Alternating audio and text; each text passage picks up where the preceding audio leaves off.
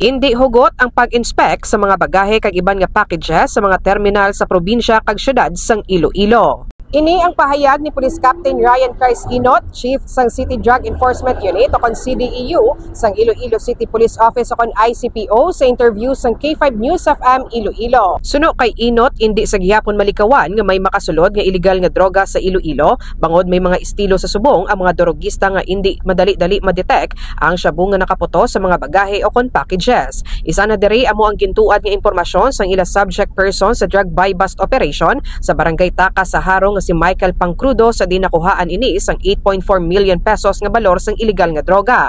Base sa panaysayo ni Pangcrudo suno kay Inot nga ginaputos o kon ginasugpon ang shabu sa mga groceries, bugas kag sa mga dried fish. Gindugang man ni Inot nga kun ang shabu ang ginsugpon sa pinutos sa mga dried fish, hindi inigalayon masimutan sa mga sniffing dogs bangod sa kaisog sang baho sang mga uga. Bangod sini mas ginpasangkad pa sang ICPO ang ilang mga operasyon batok sa illegal nga droga. Ini si K5 Karen Badilla para sa Kampiyon nga Balita, Serbisyo Publiko kag Kalingawan sa Iloilo.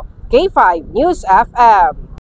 This news is brought to you by: do you feel tired all the time? Do you have frequent infections? Do you have always cold? It's a sign of low immune system. Boost your immune system with Clinica D3 Bio, antibacterial, natural antioxidant, immune system booster. Clinica D3 Bio has vitamin D3, lauric acid, and monolurine to fight against all viruses. Try Clinica Vitamin D3 with Coccus nocifera.